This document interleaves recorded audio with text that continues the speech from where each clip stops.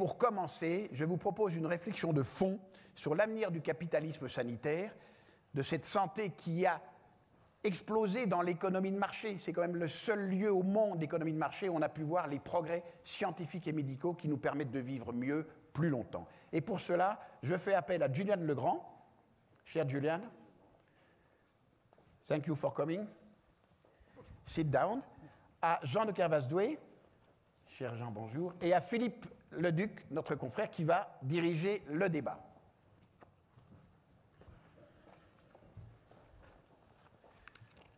C'est bon. Donc moi je suis Philippe Leduc, je suis médecin et journaliste. Donc avec Jean de Kervasdoué et Juliane Legrand, nous allons parler du thème de repenser le capitalisme sanitaire. Alors messieurs, on attend beaucoup de vous pour lancer le débat. Alors c'est vrai que Guy Valencien a mis la barre très haute, parce que liberté, santé, inégalité, on comprend à peu près ce que ça veut dire. Il y a des inégalités. Vous allez nous dire dans un premier temps ce que vous en pensez, si elles sont importantes, comment on peut les corriger. Mais le deuxième thème, celui qui nous occupe préférentiellement, c'est repenser le capitalisme sanitaire. Alors, le capitalisme, c'est un mot qui paraît un peu désuet. L'associer à sanitaire, ça devient un peu plus compliqué. C'est vrai que Guy vient de dire à l'instant, c'était l'économie de marché, donc on y voit un peu plus clair. Mais si on regarde les définitions, le capitalisme est un concept à la fois économique, sociologique et politique, un système s'appuyant sur la propriété privée des moyens de production. C'est aussi un système de production dont les fondements sont l'entreprise privée et la liberté de marché. Un système économique dont les traits essentiels sont l'importance des capitaux techniques et du capital financier. Donc ce mot capitalisme n'est pas anodin. Alors si Guy Valencien l'a choisi, c'est évidemment pour être provocateur et pour sortir du langage du convenu et de la langue de bois.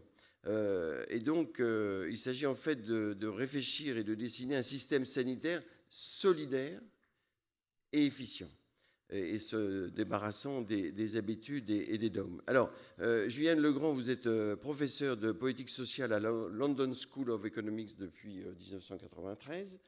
Vous avez conseillé Tony Blair de 2003 à 2005, et vous avez réfléchi, certes aussi sur les inégalités de santé, et aussi sur les quasi-marchés, la création de quasi-marchés pour améliorer l'efficacité et la qualité dans l'éducation et bien sûr aussi sur la santé.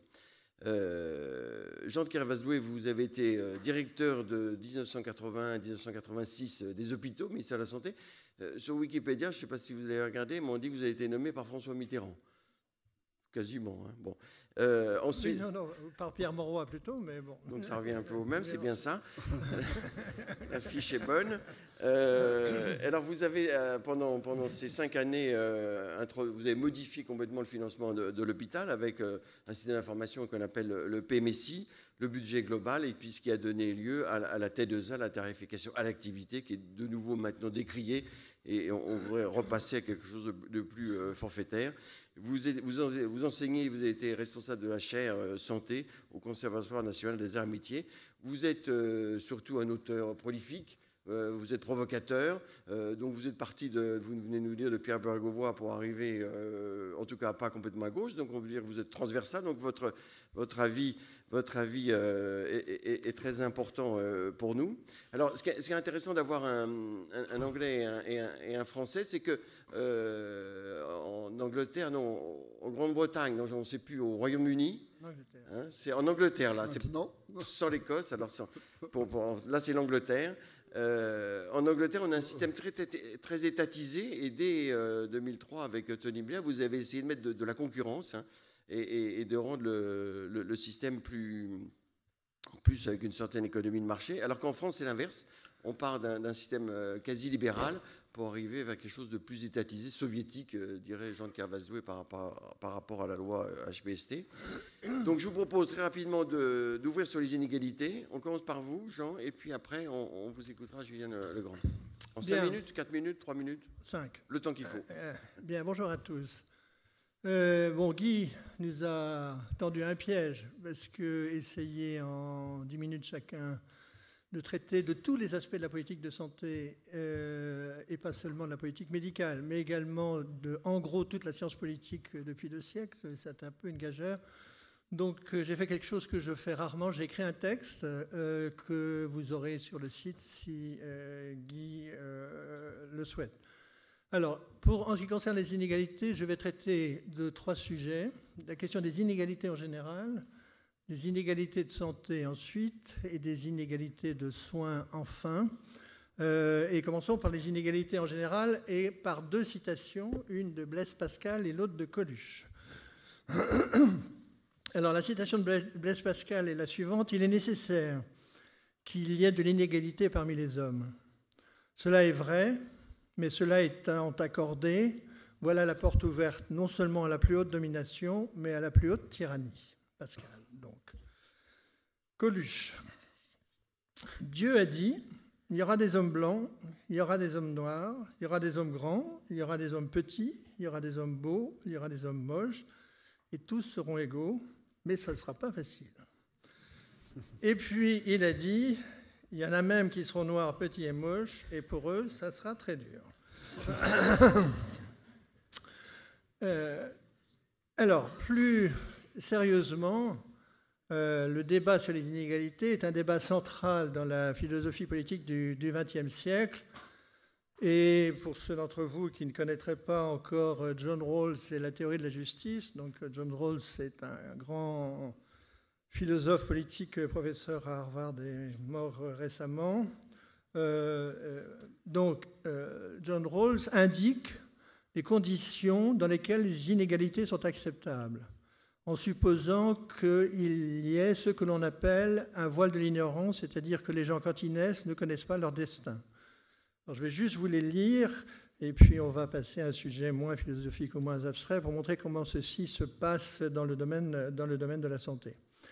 Donc, ce qu'il dit, c'est 2 principes. Chaque personne a droit à un système pleinement adéquat de liberté de base égal pour tous, compatible avec un même système de liberté pour tous. Les inégalités sociales et économiques doivent satisfaire à 2 conditions. Premièrement, elles doivent d'abord être attachées à des fonctions et à des positions ouvertes à tous, égalité des chances en France, dans des conditions de juste égalité des chances. Elles doivent procurer le plus grand bénéfice aux membres les plus désavantagés de la société. Donc, il est important de se dire, dans cette espèce d'époque où voilà, on a, comment dirais-je, le cœur sur la main au moins en parole, et de se rappeler qu'il y a des inégalités qui sont acceptables. Alors, en ce qui concerne les inégalités de santé, parce que donc, la manière dont nous devions traiter, c'est qu'il y a non seulement les inégalités de soins, mais les inégalités de santé. Alors, comme vous le savez, les inégalités de santé que l'on mesure, on les classe en gros en 2 catégories. Les inégalités qui sont externes, extrinsèques à la personne, donc l'endroit où elle vit, son milieu social, et des inégalités intrinsèques, c'est-à-dire le fait que la personne fume, le fait que la personne boit, et on sait tous que, bien entendu, il y a un lien entre les 2. Vous savez que Georges Bernard Shaw disait « le travail est la plaie des classes qui boivent ». Donc, voilà, pour revenir un peu à nos citoyens britanniques. Voilà. Alors, en France, ce qui est très, très frappant pour un vieil observateur de notre système de santé, c'est l'écart gigantesque, le fossé très supérieur à la hauteur des montagnes ici, entre nos débats juridiques sur les inégalités de droit et la réalité des inégalités de fait. Donc en France, on se bat, on se passionne pour les inégalités de droit, mais peu importe que, je vais vous prendre 7 ou 8 exemples, peu importe que les pharmacies d'officine soient 2 fois plus nombreuses dans le sud de la France que dans le nord, puisque depuis 1941, existe une loi qui affirme que le ratio de pharmacies d'officine par habitant est national. Peu importe que les places pour personnes âgées dépendantes varient de 1 à 6 par département, puis existait autrefois une carte sanitaire et aujourd'hui des schémas d'organisation gérés par les ARS qui affirment que chacun, partout, a le droit aux mêmes soins. Peu importe que les dépenses de soins en contrôlant pour l'âge et le sexe, selon les régions, pour les départements c'est beaucoup plus élevé, varient de 40%. Peu importe que les dépenses de cardiologie par habitant en contrôlant toujours pour l'âge et le sexe varient de 1 à 9. Peu importe que les radiologues aient un revenu imposable 3 fois supérieur à celui des généralistes, puisque ça a toujours été comme ça. peu importe que votre chance d'être bien soigné varie infiniment, et l'infini ici est la différence entre la vie et la mort, d'un praticien à l'autre, d'un hôpital à l'autre, puisque les médecins partout sont tous bien formés, tous compétents. Donc, quand on évoque les questions d'inégalité de santé en France, on se limite, comme vous le savez, et la politique récente le montre, à un aspect qui, pour moi, me semble mineur, qui est l'inégalité financière. Donc, l'inégalité d'accès aux soins. Donc, comme vous le savez, les retards de soins, d'après les enquêtes, donc 22% des Français disent qu'il y a des retards de soins, mais comme vous le savez, c'est essentiellement l'optique et le dentaire, et pour les soins médicaux, c'est surtout de l'inconfort. Or, vous savez bien que dans les débats actuels sur le tiers payant généralisé, pour les plus pauvres d'entre nous, les soins sont gratuits, c'est la CMU, et pour les autres, cette réforme, elle va permettre simplement de gagner 3 jours dans les remboursements d'une feuille de soins. Et tous les médecins qui sont là savent bien que quand un malade a des problèmes financiers et qu'il dit « Docteur, écoutez, est-ce que vous pouvez attendre avant de me payer mon chèque ?» Donc la personne est remboursée avant que le chèque soit débité. Alors, réduire les inégalités en santé, je termine, peut-être, mais comment ? Comme vous le savez, dans les domaines des soins, moi je m'y consacre depuis 40 ans, on n'y parvient pas ou peu. Les inégalités de santé sont liées à des phénomènes que l'on comprend mal. Enfin, on connaît la cause, mais on ne sait pas comment agir sur cette cause. Vous savez que, par exemple, dans le dépistage des cancers du sein, c'est toujours le même 50% de femmes qui y accèdent. Vous savez qu'en ce qui concerne le tabac, nos concitoyens qui fument, et notamment des classes les plus défavorisées, ne pensent pas qu'il y a de lien entre leur comportement et leur santé. Voilà. Donc, ce que je voulais dire en parlant d'inégalité pour la santé, c'est un plaidoyer pour la modestie. Cessons d'avoir à bon compte de bons sentiments.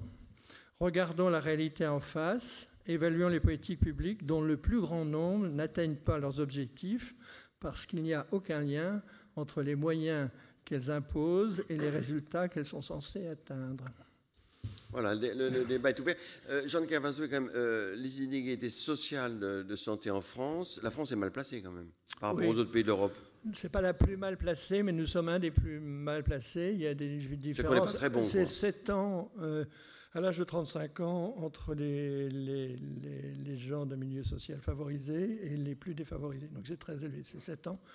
Ce qui est également à peu près la différence entre les hommes et les femmes aussi. On a une forte différence en France. Puisque les hommes meurent beaucoup plus précocement que les femmes. Absolument.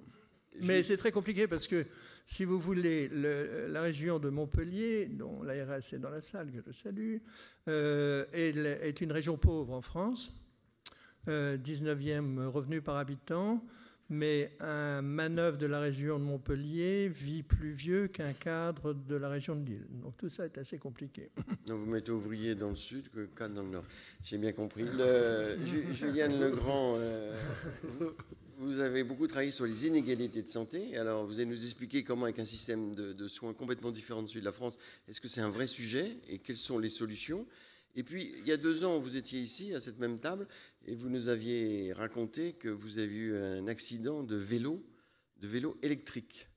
Et vous avez raté un virage, et vous êtes cassé le poignet. C'est vrai. Et vous avez dit, le système français est formidable. Parce que j'ai été pris en charge tout de suite, mais je ne sais pas qui va payer. Alors, est-ce que maintenant, vous savez qui a payé ? C'est nous ou c'est vous ? Non, je ne sais pas. Je crois... Vous pouvez parler en anglais, hein, si vous avez... oui. Il faut que vous m'excusez, je vais parler anglais. Mon accent est atroce. Alors, yes, I was actually intrigued. Effectivement, j'étais intriguée par les statistiques que Jean a indiquées entre ce qui est prescrit légalement pour la France et la réalité de ce qui se passe en matière d'égalité. Cela m'a rappelé ma réaction à une recherche que j'ai faite au début de ma carrière qui montrait que 40% des professionnels, des cadres, des employés, des salariés et leurs familles avaient 40% de plus de soins de santé que les travailleurs de base. Alors, ces résultats ont été rapportés par la presse et ont été accueillis avec beaucoup d'incroyance parce que c'était étrange. Ici, on avait un système qui était fortement centralisé, mais les ressources étaient raisonnablement réparties dans le pays. Mais le résultat était que les riches, c'est-à-dire ceux qui avaient davantage d'argent, allaient beaucoup mieux par rapport à leurs soins de santé que les pauvres. Et ça paraissait être dû au fait que ceux qui avaient davantage de moyens manipulaient le système mieux et pouvaient persuader, convaincre les spécialistes à leur donner un traitement meilleur. Mais quelle que soit la vérité derrière ça, personne ne croyait. Les académiques et les fonctionnaires disaient « c'est pas possible, cela ne peut pas être vrai, ça ne peut pas être possible que le service de santé britannique qui est gratuit et qui doit fournir un service de santé à toutes les classes travaille en fait en faveur des plus riches. Le système, le National Health, faisait partie de ce qu'un penseur anglais appelait la stratégie d'égalité, c'est-à-dire l'utilisation des services publics pour compenser les inégalités. C'était quelque chose qui pouvait tout simplement pas arriver. Mais en fait, c'était quand même un échec. Et comme disaient Jean, c'était pas vrai.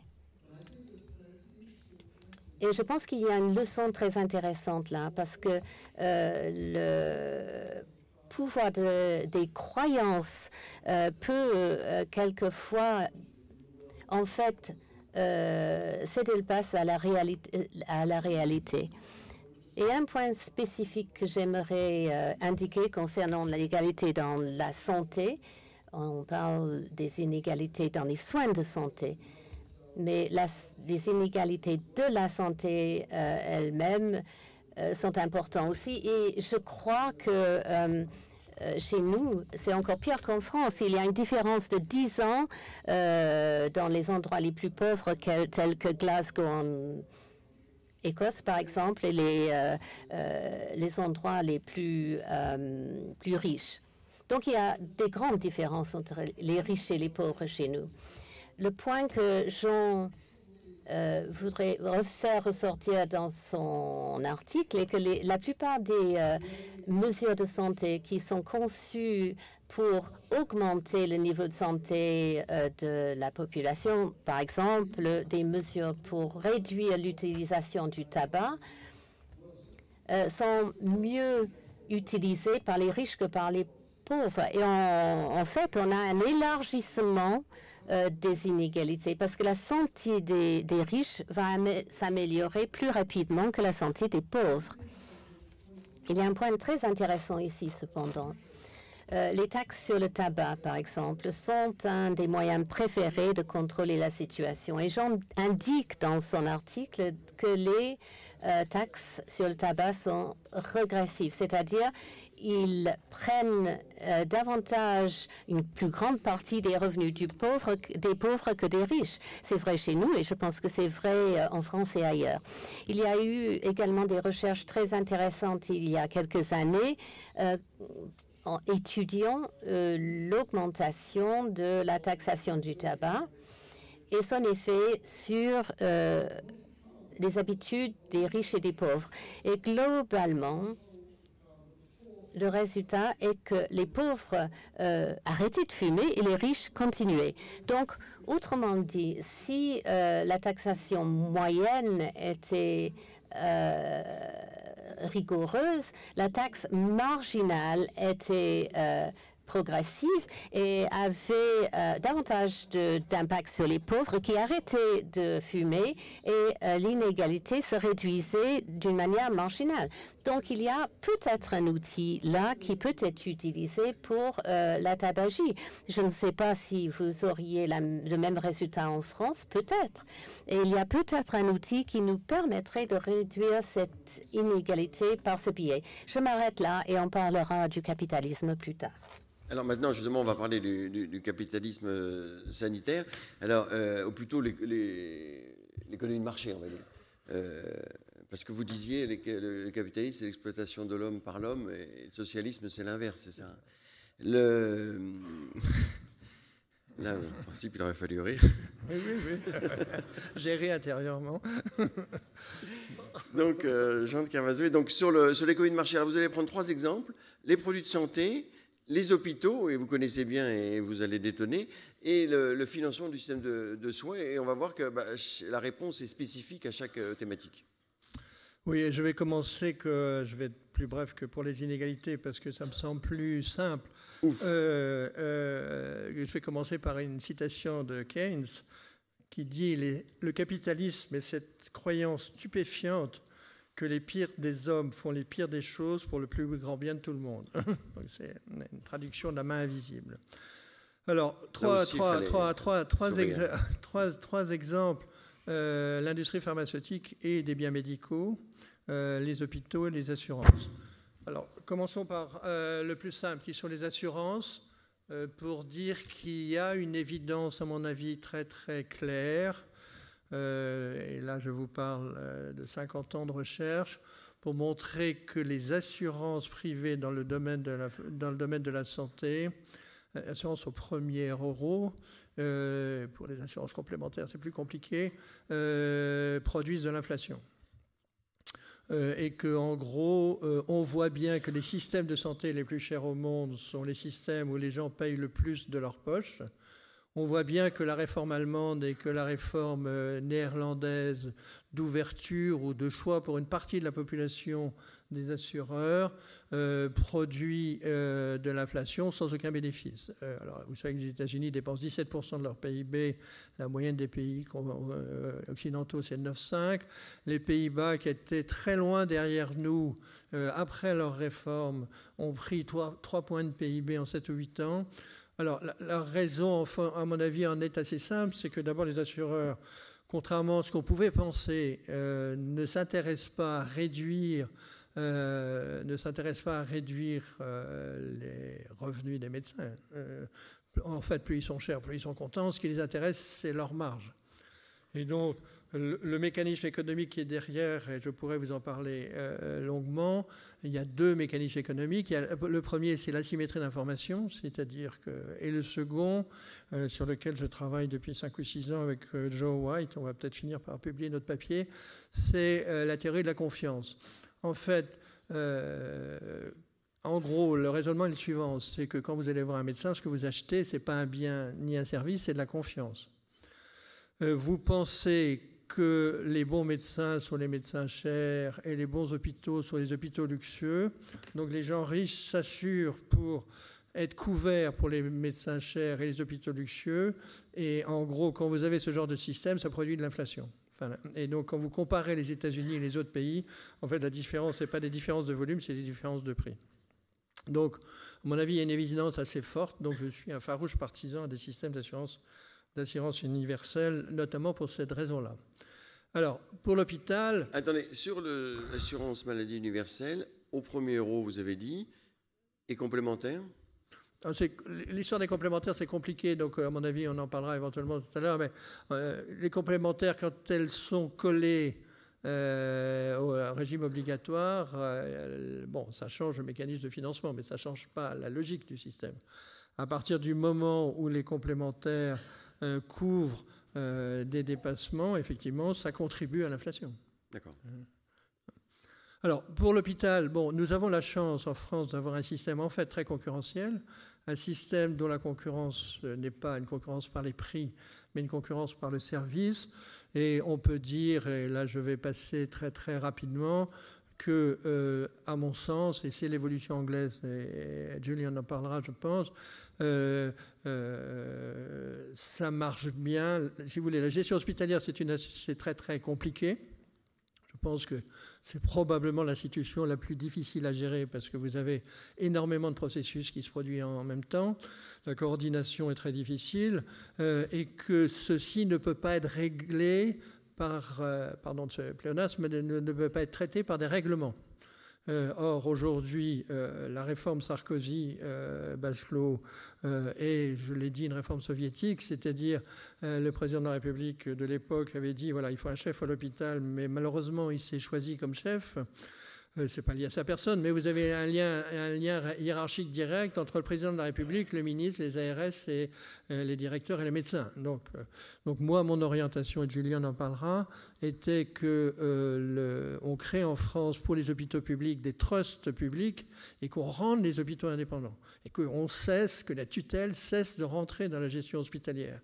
J'avais dit à Claude il y a 23 ans, 24 ans, quand il était ministre. Voilà, si on veut changer l'hôpital public, il faut écrire une ligne et demie, qui est la suivante. Chaque hôpital est maître de sa structure, celle-ci est définie par son règlement intérieur. Point.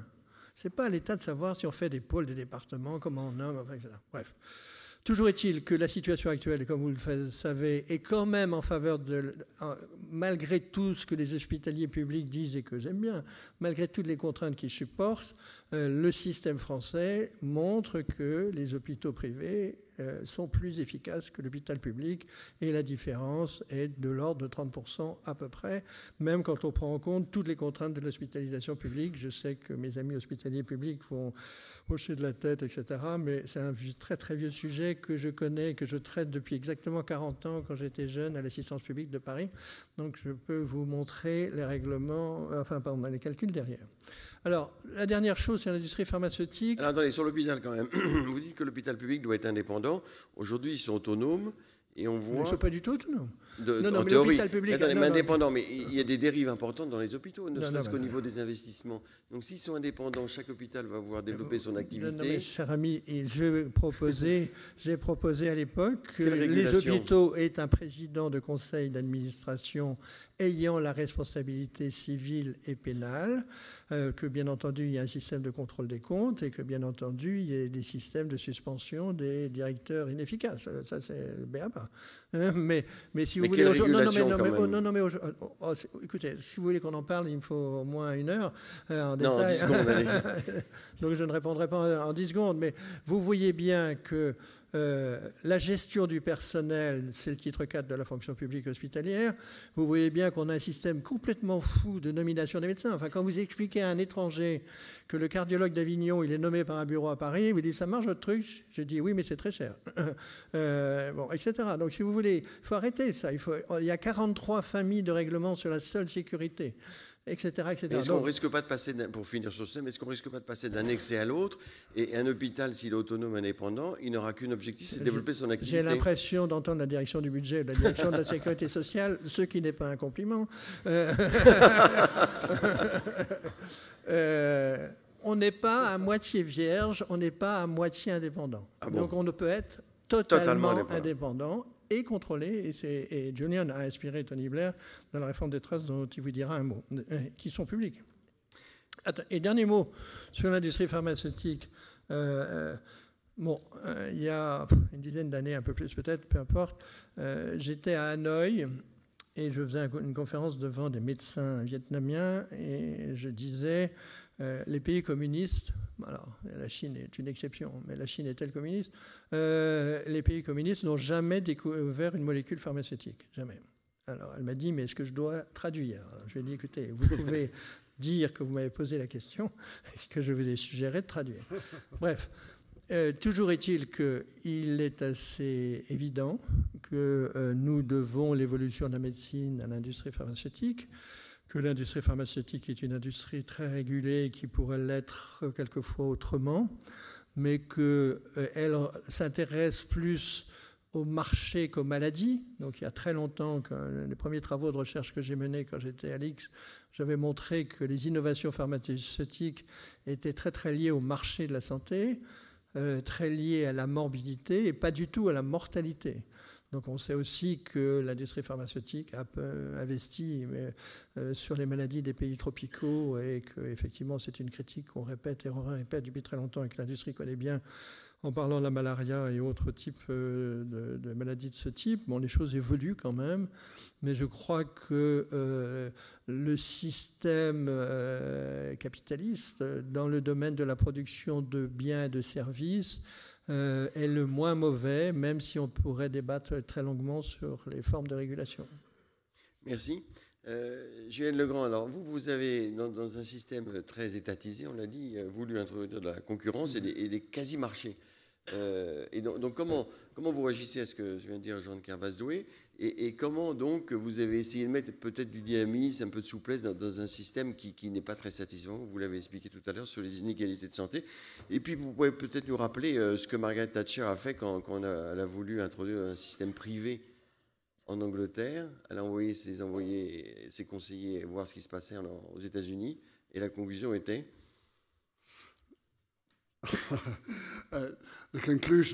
Eh bien, la conclusion était qu'il ne faut plus jamais suivre la voie que les Américains ont suivie, surtout concernant le financement privé du système de santé avec les assureurs privés. Je me souviens que Jean m'a rendu visite lorsque je travaillais avec Tony Blair à l'époque. Et je me souviens que Jean était assis dans un salon numéro 10 Downing Street et il m'a dit, pour l'amour de Dieu, ne suivez pas la voie de ces assureurs privés. Il avait absolument raison à l'époque et il a encore raison complètement aujourd'hui. Je crois que c'était une erreur sérieuse de la part de l'Allemagne et de la part des Pays-Bas de suivre cet exemple. Néanmoins, nous sommes plus ouverts, et Jean et moi-même sommes plutôt ouverts à ce rôle de prestataires privés qui fournissent les soins, non qui financent, mais qui fournissent les soins. Et ça, il y a un point important ici qui concerne le moteur du capitalisme qui est avec ce rôle du profit. Il y a un énorme débat actuellement au Royaume-Uni concernant ce qu'on appelle la privatisation des services publics. Non seulement en Angleterre, mais dans d'autres parties du Royaume-Uni. Ce danger de cette supposée privatisation du NHS a joué un rôle important dans le référendum sur l'indépendance écossaise. Le rôle de ces prestataires privés de soins a été très controversé. Et il y a eu des critiques très fortes et des histoires horrifiantes sur ces prestataires privés et de tout bord politique. Alors pourquoi est-ce que cette privatisation ou le rôle du profit provoque une telle hostilité dans le domaine des soins de santé? Comme Jean le dit dans son article, les hôpitaux privés sont très souvent bien plus efficaces que les hôpitaux publics. Et encore une fois, comme Jean cite Deng Xiaoping, si le chat est fort pour attraper les souris, eh bien, peu importe que le chat soit noir ou blanc, si les prestataires privés peuvent nous fournir des soins de bonne qualité, ça devrait être la seule chose qui importe. Et je suis très ouvert à ce point de vue et j'ai réussi à convaincre Tony Blair et d'autres personnes dans le gouvernement anglais à accepter ce point de vue. Mais récemment, j'ai essayé de réfléchir pourquoi il y a ce type de révolte, de refus de prestataires privés. Alors, je ne pense pas que les gens croient qu'il soit mauvais de gagner votre vie en fournissant les soins de santé. Et toutes les personnes ici dans cette pièce, d'une façon ou d'une autre, nous gagnons notre vie en fournissant des soins avec le système de santé.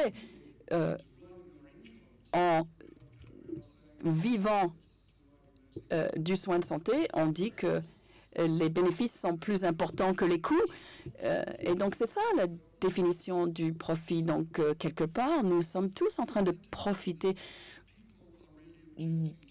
du système de soins. Donc, je ne pense pas que l'idée du profit gêne les gens. Je pense que ce qui les ennuie, c'est la distribution de ces bénéfices, la distribution des bénéfices aux actionnaires surtout. Une grande partie de l'hostilité envers ces soins privés semble être une objection aux grands groupes. Le fait que les grands groupes vont diriger les systèmes de soins. Et les grandes institutions avec des actionnaires qui fourniraient ces soins. qui semble être la plus grande objection qu'on rencontre, c'est que le flux d'argent vers les actionnaires pour payer les dividendes, etc., représente l'argent qui est perdu pour le système de soins public. En fait, le système de soins fournit l'argent, finance ces hôpitaux privés et qu'il y a un flux de ces ressources qui va dans les poches des actionnaires déjà très riches. Ça, c'est l'image. Et ça c'est l'objection. Je ne pense pas que ce soit une objection très forte parce qu'en fait, les quantités d'argent dont il s'agit sont autour de 4 ou 5% lorsqu'on regarde la réalité. Mais l'objection principale concerne la confiance et la motivation.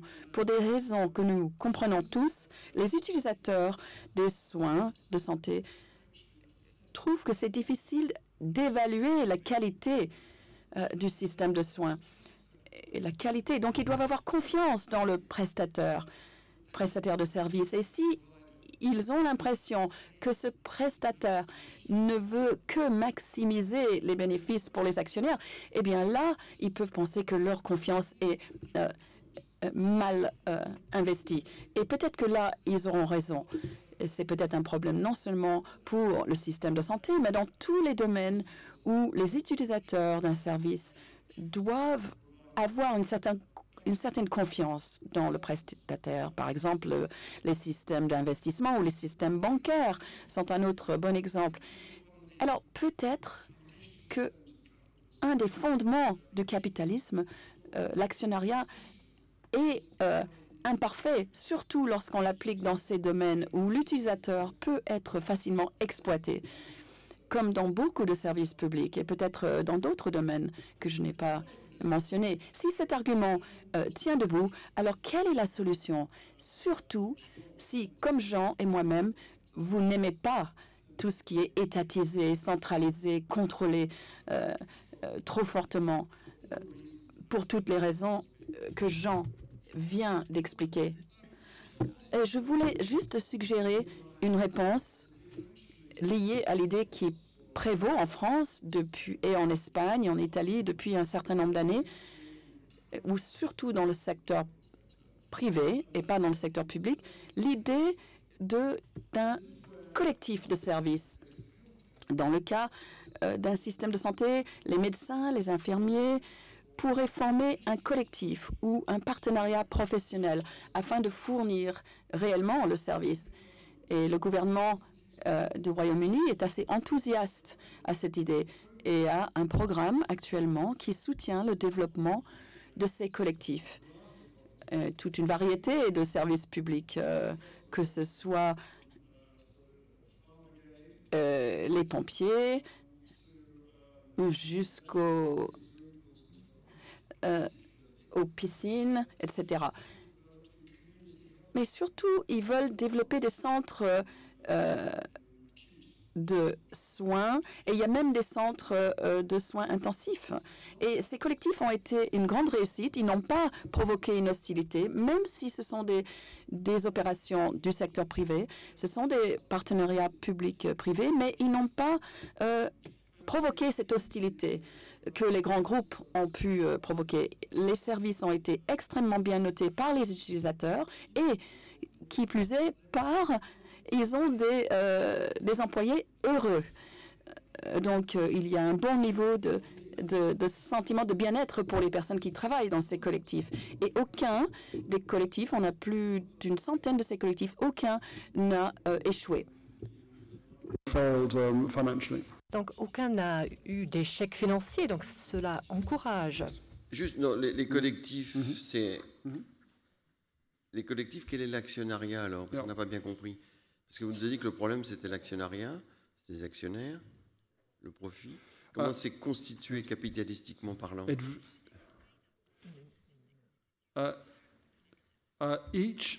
En fait, cela varie. Mais donc, il y a un schéma standard. Chaque membre du collectif a une action d'une livre dans l'entreprise. Donc, détient une action qui vaut une livre. Donc, il y a un système un peu démocratique pour élire les responsables du collectif et pour les soutenir. Alors, si vous êtes venu à Londres, vous savez que nous avons un super magasin qui s'appelle John Lewis, donc 70 000 employés dans ce magasin à Londres. Et c'est une coopérative de travailleurs. C'est les travailleurs qui possèdent ce magasin avec une structure démocratique pour soutenir les responsables. Et en gros, c'est ce genre de système qu'on a pour ces collectifs de soins de santé dans certains domaines. Well, I think I've virtually finished. Bon, je pense que j'ai pratiquement terminé là. Je voulais juste vous quitter avec deux questions. Est-ce qu'on ne devrait pas penser à l'idée de limiter le rôle des organisations d'actionnariat dans la prestation de services de soins de santé? Si on a cette limite, si on les limite, est-ce qu'on ne devrait pas les remplacer par une forme de partenariat professionnel ou une sorte de collectif de prestation de services? Alors Jean, les coopératives, vous adhérez ou pas? Notre ami... Est-ce que ça se développe en France un petit peu? Notre ami Parmentier a permis que ça soit dans la loi, dans la salle, je sais. Donc, explicité, là, parce qu'on comprend non, pas. Non, mais on a la possibilité de créer des établissements hospitaliers qui sont des coopératives. Donc, comme vous le savez, les coopératives en France dominent le secteur financier. Le Crédit Agricole, les banques populaires sont des coopératives, donc des sociétés de personnes. Les mutuelles jouent un rôle important dans le secteur de la santé. Donc l'idée qu'évoque Julian, c'est donc de faire des services, des coopératives de services publics qui intégreraient non seulement la production de soins hospitaliers, mais également les soins de suite et une partie de la médecine de ville. Donc, si vous voulez, c'est une formalisation dont on reparlera sûrement pendant ce colloque, une formalisation des réseaux de soins. Et on pourrait imaginer que ça soit sur des formes non lucratives, quel que soit d'ailleurs les types de non-lucrativité. Parce que vous savez, le secteur hospitalier est le secteur où vous avez toutes les formes juridiques possibles. Alors, certes, des sociétés anonymes, mais vous avez des congrégations, vous avez des sociétés de personnes, vous avez des coopératives. Enfin, je crois qu'il n'y en a qu'une, je crois, mais bon, bref. D'accord. Juliane Legrand, sur les médecins généralistes et GPs qui, en Angleterre, ont un rôle beaucoup plus important que les médecins généralistes français, c'est des GPs holders. Alors, le Premier ministre actuel veut développer ça. Il veut leur demander de gérer directement les achats à l'hôpital, les achats de médicaments, etc. Et il espère avoir 20 milliards d'économies de livres, ça fait un peu plus en euros. C'en est où? Alors, il y a beaucoup de résistance et beaucoup d'opposition aussi. Comment c'en est où? Est-ce que c'est la suite de ce que vous avez développé avec Tony Blair ou est-ce que c'est complètement différent? Yes, oui. It does follow. Oui, cela suit un peu ce que nous avons fait avec Tony Blair. Et en fait, ça, c'est la suite même de ce qui a été fait sous Thatcher. Donc, il y a eu cette idée. Donc, les GP, donc là, il s'agit d'une sorte de partenariat professionnel. Les GP appartiennent au secteur privé et ont des contrats vis-à-vis du service de santé national. Mais l'idée, c'était de donner aux GP le budget pour soigner leurs patients dans les hôpitaux. Et après, le médecin envoyait le patient dans les hôpitaux demandaient le médecin à payer, à couvrir les coûts du patient.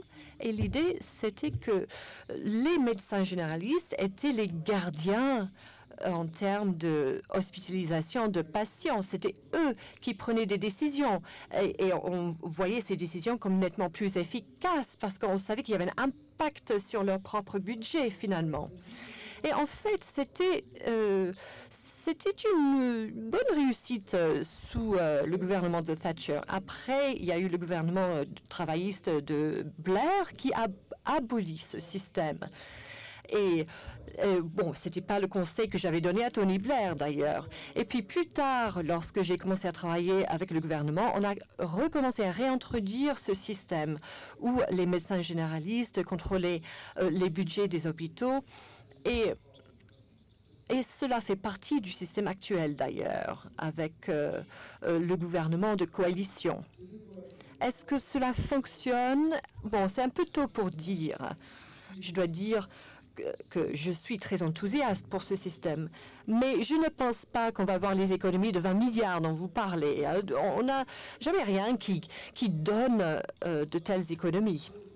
Mais je pense que, par contre, on va réussir à avoir un meilleur niveau de qualité pour les soins de santé pour la même quantité d'argent.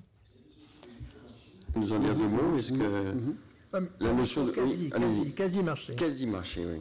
Could you explain what is a quasi-market?